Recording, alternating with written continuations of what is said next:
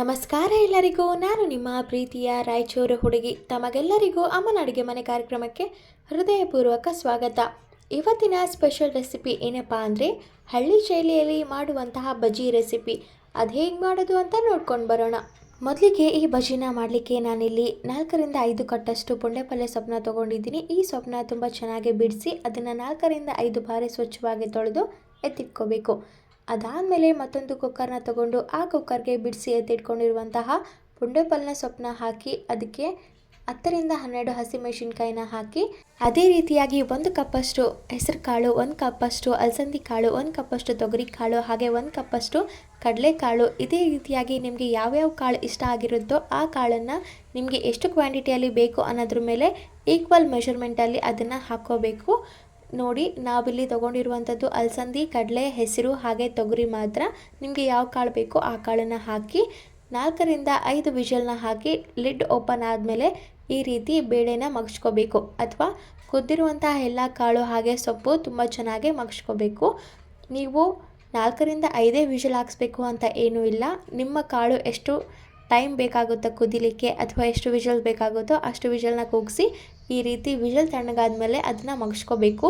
ಇದು ಬಿಸಿ ಇದ್ದಾಗೆ ಮಗ್ಚ್ಕೋಬೇಕು. ಎಲ್ಲನೂ ತುಂಬ ಚೆನ್ನಾಗಿ ಮಗ್ಸಿದ ಆದಮೇಲೆ ಅದಕ್ಕೆ ರುಚಿಗೆ ತಕ್ಕಷ್ಟು ಉಪ್ಪನ್ನು ಹಾಕಿ ಹಾಗೆ 1 ಟೇಬಲ್ ಸ್ಪೂನಷ್ಟು ಅರಿಶಿನ ಪುಡಿನ ಹಾಕ್ತಾ ಇದ್ದೀವಿ. ಖಾರಕ್ಕೆ ನಾವು ಹಸಿಮೆಣಸಿನ್ಕಾಯಿ ಹಾಕಿರೋದ್ರಿಂದ ಖಾರದ ಪುಡಿನ ಹಾಕ್ತಾ ಇಲ್ಲ. ಇದೆಲ್ಲನೂ ತುಂಬ ಚೆನ್ನಾಗಿ ಕಲಸಿ ಎತ್ತಿಟ್ಕೋಬೇಕು. ಇದೇ ಹಂತದಲ್ಲಿ ನಾವು ಹಸಿ ಎಣ್ಣೆನೂ ಸಹ ಹಾಕ್ಕೊತಾ ಇದ್ದೀವಿ. ಹಾಗೆ ಜಜ್ಜಿ ಇಟ್ಕೊಂಡಿರುವಂತಹ 4ರಿಂದ 5 ಹೆಸರು ಬೇಳೆನೂ ಸಹ ಹಾಕ್ತಾ ಇದ್ದೀವಿ. ಎಲ್ಲರೂ ಅನ್ಕೊತಾರೆ ಇವರೇನು ಬಜ್ಜಿ ಅಂತ ಹೇಳಿ ಪುಂಡೆಪಲ್ಲೆ ಬೇಳೆನ ಮಾಡ್ತಾ ಇದ್ದಾರೆ ಅಂತ. ಖಂಡಿತವಾಗ್ಲೂ ಅಲ್ಲ. ಇದು ಹಳ್ಳಿ ಸೈಡಲ್ಲಿ ಜಾತ್ರೆ ಸಮಯದಲ್ಲಿ ಮಾಡುವಂಥದ್ದು. ಜಾತ್ರೆ ಸಮಯದಲ್ಲಿ ಇದನ್ನು ಪ್ರಸಾದವಾಗಿ ಕೊಡ್ತಾರೆ, ಅಂದರೆ ರೊಟ್ಟಿ ಬಜ್ಜಿ ಅಂತ ಕೊಡ್ತಾರೆ. ಹೆಸರಿಗೆ ತಕ್ಕಂಗೆ ಇದು ಬೋಂಡಾ ಬಜ್ಜಿ ಅಲ್ಲ.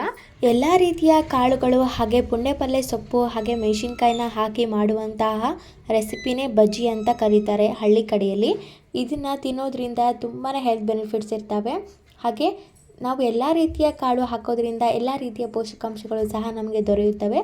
ಇದು ತಿನ್ನಲಿಕ್ಕೆ ಮಾತ್ರ ತುಂಬಾ ಟೇಸ್ಟಿಯಾಗಿರುತ್ತೆ, ತುಂಬಾ ಸಖತ್ತಾಗಿರುತ್ತೆ. ಇದನ್ನು ಖಡಕ್ ರೊಟ್ಟಿ ಜೊತೆ ತಿಂದರೆ ಆಹಾ ಏನು ಟೇಸ್ಟ್ ಅಂತೀರಾ.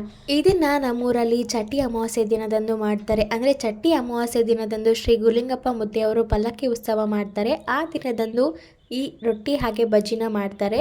ಎಲ್ಲನೂ ತುಂಬ ಚೆನ್ನಾಗಿ ಕಲಸಿದ ಆದಮೇಲೆ ಇದಕ್ಕೆ ಸ್ವಲ್ಪ ನೀರನ್ನು ಹಾಕಿ ಮತ್ತೆ ಒಂದು 5 ನಿಮಿಷ ಇದನ್ನು ಬೇಯಿಸಿದರೆ ಆಗೋಗುತ್ತೆ. ಬಜ್ಜಿ ಸಂಪೂರ್ಣವಾಗಿ ರೆಡಿ ಆಗಿಬಿಡುತ್ತೆ. ನೀವು ಸ್ವಲ್ಪ ನೀರು ಬೇಕು ಅಂದರೆ ಸ್ವಲ್ಪ ಜಾಸ್ತಿನೇ ನೀರನ್ನು ಹಾಕ್ಕೊಂಡು ಮಾಡ್ಕೋಬೋದು, ಅಥವಾ ಸ್ವಲ್ಪ ಗಟ್ಟಿಗೆ ಬೇಕಂದರೆ ಗಟ್ಟಿಗೂ ಮಾಡ್ಕೋಬೋದು. ನಾವು ಕಾಳನ್ನು ಹಾಕಿರೋದ್ರಿಂದ ಸ್ವಲ್ಪ ಗಟ್ಟಿಗೆ ಆಗುತ್ತೆ. ನೀವು ಎಷ್ಟು ನೀರು ಹಾಕಿದ್ರೂ ಕೂಡ ಅದು ಬರ್ತಾ ಬರ್ತಾ ಗಟ್ಟಿನೇ ಆಗುತ್ತೆ. ಅದಕ್ಕೇನು ವರಿ ಮಾಡ್ಕೋಬೇಕಾಗಿಲ್ಲ. ನೋಡ್ತಿರ್ಬೋದು ನೀವೇ ಎಷ್ಟು ಸಖತ್ತಾಗಿ ಕಾಣ್ತಿದೆ ಅಂತ. ಇದನ್ನು ರೊಟ್ಟಿ ಜೊತೆ ತಿಂದರೆ ಆಹಾ ಮಸ್ತಾಗಿರುತ್ತೆ. ಒಂದ್ಸರಿ ಖಂಡಿತವಾಗಿ ಟ್ರೈ ಮಾಡಿ. ಇದು ಬಿಸಿ ಇರುವಾಗಲೇ ತಿನ್ನೋಕ್ಕಿಂತ ನೆಕ್ಸ್ಟ್ ಡೇ ತಿಂದರೆ ತುಂಬಾ ಟೇಸ್ಟಿಯಾಗಿರುತ್ತೆ. ಈ ರೆಸಿಪಿ ಮಾತ್ರ ತುಂಬಾ ಸಖತ್ತಾಗಿ ಬಂದಿತ್ತು. ಈ ರೆಸಿಪಿ ನಿಮಗೆಲ್ಲರಿಗೂ ಇಷ್ಟ ಆಗಿದ್ದರೆ ನಮ್ಮ ಯೂಟ್ಯೂಬ್ ಚಾನಲನ್ನು ಲೈಕ್ ಮಾಡಿ, ಶೇರ್ ಮಾಡಿ, ಕಮೆಂಟ್ ಮಾಡಿ, ಹಾಗೆ ನಮ್ಮ ಚಾನಲನ್ನು ಸಬ್ಸ್ಕ್ರೈಬ್ ಮಾಡಿ. Thank you.